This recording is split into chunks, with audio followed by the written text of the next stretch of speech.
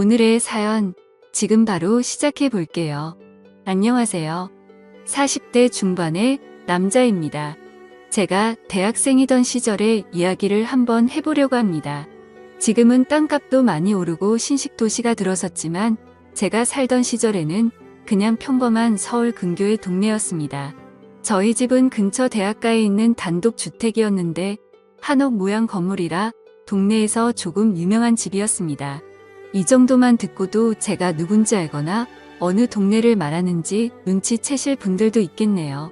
아무튼 저는 그 집의 장남으로 동네에서 유명한 사고뭉치였는데 결국 노는데 정신이 팔리다 보니 대입에 실패하고 말았어요. 아버지 없이 자란 놈이 학벌도 안 좋으면 세상 어디다 쓰겠냐는 어머니의 말에 정신 차리고 재수까지 했지만 결과는 썩 좋지 않았습니다. 군대를 다녀와서도 별로 할 일 없이 지내고 있었는데 어느 날 어머니가 여권이랑 비행기 티켓을 저에게 내미시더군요. 무슨 일인가 했는데 아버지가 생전에 친했던 친구분을 통해 유명한 곳은 아니지만 외국에 있는 대학교에 입학 수속을 밟아놨다고 거기 들어가서 딱 4년만 고생하고 졸업장만 받아오라고 말하시는 거예요. 제가 그동안 어머니 속을 많이 썩였나 싶기도 하고 사실 어머니 모양새가 이 학교를 가지 않으면 거의 저를 밖으로 내쫓아버리겠다 하는 모양새여서 그렇게 호롤단신으로 유학길에 올랐습니다. 앞으로의 새로운 생활을 기대하면서요. 부끄러운 이야기지만 사실 결과는 그렇게 좋지 않았습니다.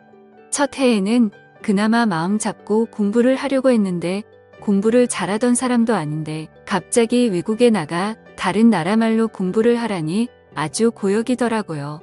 그런 힘든 시기를 보내는 건 저만이 아니었는데 학교에도 저같이 최종 학력을 위에 들어온 한국 친구가 있었습니다. 둘이 죽이 잘 맞기도 하고 해서 외국에서도 동네방네 사고를 치고 다니기 시작했는데 결국 학교에서 제적을 당하고 말았습니다. 두려워서 어머니께는 말씀도 못 드리고 이러고 저러고 있다가 결국 체류 기간이 끝나버려서 몰래 귀국했어요. 집 앞에 도착했는데 어머니가 날 보면 보고 싶었다고 좋아하실까? 아니면 정말 어디에다 넣어둬도 똑바로 하는 것 하나도 없는 한심한 놈이라고 욕을 하실까? 이런저런 생각에 집 근처 전봇대 뒤에서 들어갈까 말까를 한참을 고민하고 있었습니다. 그러면서 시간을 보내고 있는데 골목 어귀에서 여자들 웃고 떠드는 목소리가 들리더라고요. 탈량 같은 성격은 어디 버리질 못하는지 들려오던 목소리 쪽으로 고개가 절로 돌아갔습니다. 근처 대학교를 다니는 여대생으로 보이는 한 무리의 여자들이 삼삼오오 모여서 지나가더라고요. 그 중에 키가 옆에 있는 다른 여자들에 비해 조금 작지만 그 여자들 무리 중에서도 얼굴이 제일 예쁘고 몸매는 그 중에서도 단연 돋보이는 여자와 눈이 마주쳤습니다. 그녀는 저를 조금 이상한 눈으로 쳐다보면서 지나갔어요. 그도 그럴 것이 전봇대 뒤에 웬 남자가 몸통보다 커다란 캐리어를 들고 우물쭈물대는 모습이었을 테니 의심 가는 건 당연한 거겠죠? 여자들이 지나가니 저도 모르게 고개가 따라갔는데 이 여자들이 한 명도 빠짐없이 전부 다 우리 집으로 들어가는 게 아니겠어요? 그래서 이게 무슨 상황이지? 하는 생각이 들었습니다. 더욱더 혼란해진 저는 집 대문 앞에는 발도 못 붙이고 계속 전봇대 뒤에서 무슨 상황인지 파악하느라고 가만히 있었죠. 그런데 얼마 안 있어서 경찰이 오더라고요. 수상한 남자가 집 앞에 서 있다고 신고를 받고 왔다고요? 경찰에게 저 여기 사는 사람이라고? 이 집 아들이라고 설명을 드렸는데 믿지를 않아서 결국엔 현관문 초인종을 누르게 되었습니다. 어머니는 식당에 일러갔을 시간이라 없을 터이니 결국 아까 그 조그만 여자가 나와서 경찰에게 저 사람이 맞다고 수상한 사람이라고 하더라고요. 그렇게 경찰서까지 다녀와서 어머니에게 연락을 드리고 귀를 꼬집힌 채 질질 끌려 집까지 왔습니다. 거실에서 무릎을 꿇고 앉아 혼나고 있는데 여자들이 한 명씩 번갈아 가며 나오면서 저를 흙을 틀고 보더라고요. 한참을 혼내다가 그래도 자식 이기는 부모 없다고. 어머니는 얼마나 힘들었으면 거기서도 그랬겠냐며 차라리 잘 됐다고. 손이 모자라서 힘들었는데 엄마 하는 일이나 도우라고 하더라고요. 우리 집에 있는 저 여자들은 뭐냐고 물었더니 여자 혼자 몸으로 자식 새끼 외국에 보내놨더니 학비에 너무 힘들어서 제가 없는 동안 빈 방을 하숙집으로 돌리고 계셨던 것이었습니다. 여자 혼자 가는 집이라 처음에는 남학생들을 받았었는데 매일 술에 취해서 행패 부리고 그러는 대학생들을 어머니 혼자서는 감당을 못하시다가 다 내쫓아버리고 여대생들만 받게 되었다고 하셨습니다. 제가 쓰던 방도 이미 여대생 중 한 명이 차지한 상태였고 저는 다락방 신세를 지게 되었어요. 여자만 사는 하숙집에 남자가 들어와서 불편해하는 학생들을 위해 어머니는 2달치 방세를 깎아주는 조건으로 여대생들을 설득했습니다. 그 최고가 작은 여자가 저를 몹시도 불편한 눈으로 쳐다보고는 제가 쓰던 방문을 열고 들어가더군요. 저도 너무 화가 났습니다. 저 여자 때문에 경찰서도 다녀오고 심지어 제 방까지 빼앗긴 꼴이었으니까요. 덕분에 하숙집 손해를 많이 봤다며 식당 일을 도우게 되었죠. 아무튼 그렇게 5명의 여대생들과 동거 아닌 동거를 시작하게 되었습니다. 그래도 왕년에 여자 꽤나 울려본 저였던지라 같이 사는 여대생들하고 친해지는 건 문제도 아니었습니다. 오히려 여자들하고 같이 살게 되니 좋더라고요. 어디 멀리까지 안 가도 젊고 예쁜 여자들이 항상 집에 있고 친해지다 보니 술도 자주 마시고 무슨 일이 있을 때마다 저를 불러서 도움을 요청하는데 애인이 5명이 동시에 생긴 것 같은 기분이 들었습니다. 무더운 여름 때였는데 마당이 딸린 주택이다 보니 거기다가 자리를 깔고 술도 자주 마셨습니다. 미녀 여대생들과 마시는 술은 무엇보다 값진 추억이었어요. 그녀들이 여름이라 옷들도 시원하게 입고 있노라면 고개를 둘 곳을 찾지도 못할 정도로 어디를 봐도 숨이 턱 넘어갈 만큼 여자들에게 둘러싸인 환경은 남부러울 것 없었죠. 그런데 단 한 명, 저를 보고 경찰을 부른 그 여자와는 도무지 친해질 수 없었습니다. 첫 만남부터 살짝 어긋난 것 때문인지 묘하게 저와는 거리감을 두더라고요. 어차피 하숙집을 떠나면 또 만나겠어 하는 생각도 있고 다른 여자들과는 사이가 좋으니 별로 신경은 쓰이지 않았습니다. 제가 지내는 다락방은 어머니가 지내는 방 바로 옆에 들어가는 문이 있었는데 그 문은 제가 살 때는 없는 문이었습니다. 학생 한 명 더 받아보겠다고 무리하게 문을 만들어 개조를 했는데 아무리 잘 꾸며놔도 누가 곰팡 내나는 다락방에서 살고 싶어 하겠어요. 결국 방을 채우지 못하고 빈 방으로 내버려 두고 있었는데 마침 제가 돌아와서 지낼 수 있었던 거죠. 단열도 잘 안 되는 여름에는 지내기가 아주 죽을 맛이었습니다. 다락방을 거실에서 들어갈 수 있는 문을 만들기 전에는 다락방으로 통하는 문은 제 방에 있었습니다. 물론 그녀들이 들어와 살기 시작하면서 제가 쓰던 방에서 통하던 문은 다락방 안쪽에서 막아놓기는 했지만요. 하지만 그날은 특히 더 무더위가 기승을 부리는 날이었습니다. 원래는 낮부터 어머니의 식당에 가서 일찍부터 밑준비를 도와주기로 했었는데 서울에 있는 이모가 맹장염으로 입원을 하게 돼서 그날은 식당을 휴업하고 어머니는 이모의 간호를 위해 병원으로 가 있는 상태였고 여자들은 다 학교에 가 있는 시간이니 저는 혼자 붕 뜬 상태로 집안에 덩그러니 남게 되었습니다. 정해진 약속도 없고 사실 집에서 놀고 있는 건 제 친구들을 통틀어서 저 혼자밖에 없었기 때문에 급한 약속도 잡기에는 무리였습니다. 근처 책방에서 만화책 몇 권을 빌려와서 누워있는데 해가 중천했더니 점점 다락방이 달궈지기 시작하더라고요. 단열도 제대로 안 되고 창문도 따로 없는 방이라서 방은 서서히 찜통처럼 되고 있었는데 거기에 선풍기 가지고는 이 더위를 쫓아낼 방법은 없어 보였습니다. 그러던 와중에 문득 제 방에 설치된 에어컨 생각이 나더라고요. 다른 방에 비해 제 방은 큰 방이었고 당시에는 에어컨까지 설치된 환경이 아주 좋은 방이었습니다.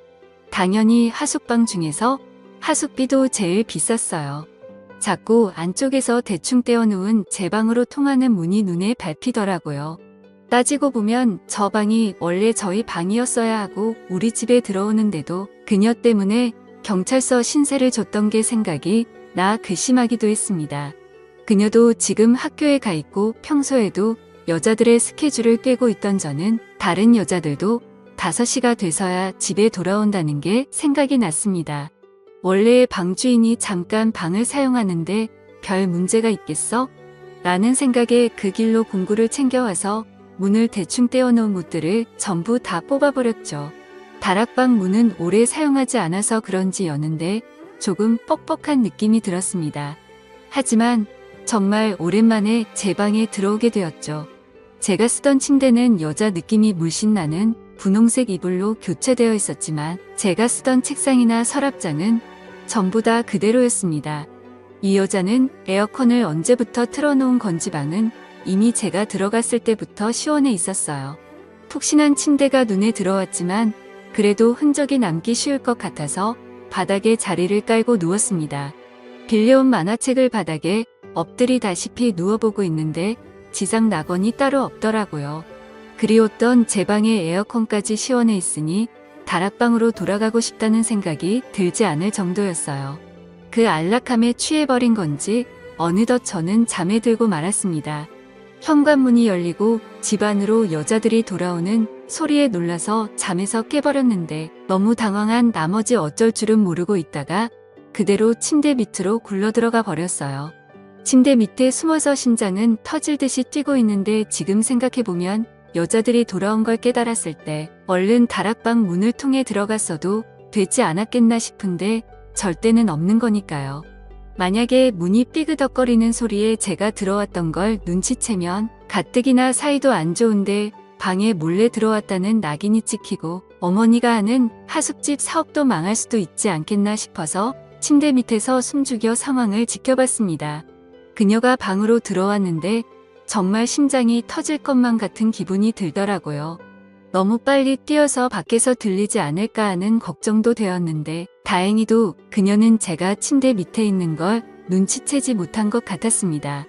한참을 침대 밑에 누워있으니 몸이 뻐근하고 불편했지만 저와 어머니의 미래를 위해 숨어있는 걸 포기할 수는 없었습니다.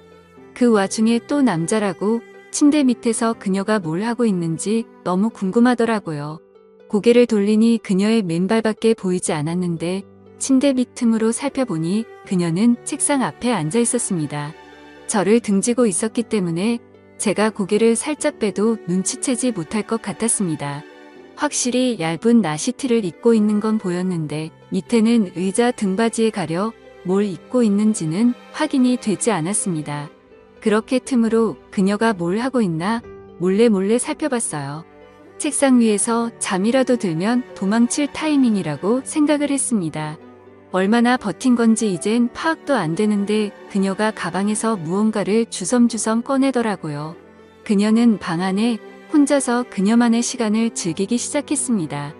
혼자 중얼중얼거리기 시작하며 열심히 꼼지락댔어요. 그녀가 중얼대는 이야기를 들어보니 저는 참을 수가 없었습니다. 침대 밑 틈으로 고개를 다시 빼서 그녀가 뭘 하고 있나 살펴봤는데 가방에서 꺼낸 종이 인형들을 가지고 인형극 같은 걸 하고 있었어요. 날카롭고 신경질적인 여자인 줄 알았는데 생각보다 아기자기하고 귀여운 취미를 가지고 있더라고요. 공주님이 어쩌고 왕자님이 어쩌고 하는데 그녀에게선 전혀 찾아볼 수 없던 이미지였기 때문에 저도 놀랐습니다. 한참 그녀가 혼자 떠드는 이야기가 끝나가고 저는 그녀가 혼자서 그러고 있는 걸 끝까지 지켜봤습니다. 그녀의 의외의 모습에 마음속 한구석에 이상한 감정이 생기는 것 같았습니다. 그렇게 그녀를 지켜보고 있었는데 그녀가 책상에서 벌떡 일어나더니 제 쪽으로 몸을 틀더라고요. 너무 찰나의 순간이라 제가 침대 밑으로 고개를 빼고 있는 것도 인지하지 못하고 그렇게 그대로 그녀에게 들켜버리고 말았죠. 그녀는 저를 보고 방이 떨어져 나갈 정도로 소리를 질렀는데 저도 그 소리에 깜짝 놀라 침대 밖으로 튀어나와서 그녀의 입을 틀어막고 미안하다고 사과하며 제가 다 해명할 수 있다고 그녀를 설득했습니다. 다락방이 너무 더워서 에어컨을 잠깐 바람 좀 쐬러 나왔다가 잠들어버린 자초지종을 설명했는데 그녀는 그 상황은 이해하겠지만 그녀가 혼자서 즐기던 구연 동화를 들었다는 사실에 수치심을 감추질 못하더라고요. 저는 그녀의 동화를 끝까지 들었기 때문에 아니라고 처음 들어보는 동화였는데 그렇게 재밌던 동화는 없었다고 칭찬을 해주었는데 그녀가 의외라는 반응을 보이며 좋아하더라고요. 유치원 교사가 꾸민 그녀는 미래의 학생들을 위해 연습을 하고 있던 것이었습니다. 오히려 그런 마음씨가 더 예뻐 보이고 어느 날부터는 자기 전에 그녀가 자꾸 떠올라서 잠도 이루지 못하겠더라고요. 다락방 문은 그날 이후로 방 쪽에서 틀어막아 버려서 그녀의 방에 2번 다시 들어갈 수는 없었습니다. 그날 이후로 그녀도 제게 마음을 열어 다른 여자들하고 술을 마실 때도 참석하고 저와 몇 번의 시간을 보내기도 했습니다. 그녀도 저도 서로를 의식하고 있었지만 누가 먼저 나서서 서로의 마음을 내비치지는 않았습니다. 그렇게 그녀는 학교를 졸업하면서 하숙집을 떠났는데 그때까지도 그녀는 저의 마음을 눈치만 채고 있었지 확인받지 못했죠. 지금은 저도 이렇게 어른이 되었고 가끔씩 어머니의 집에 가서 저와 그녀의 방이었던 그곳을 바라보면 그때 제 마음을 전하지 못했던 게 가끔은 후회가 됩니다. 지금의 아내와는 아무런 문제가 없지만 제가 그녀에게 제 마음을 일찍 말했더라면 제 옆에 있는 사람이 다른 사람일 수도 있지 않을까 하는 생각을 하면서 이만 사연 마치겠습니다. 오늘의 사연은 여기까지네요. 긴 사연 끝까지 들어주셔서 감사합니다. 구독과 좋아요 잊지 말아주세요.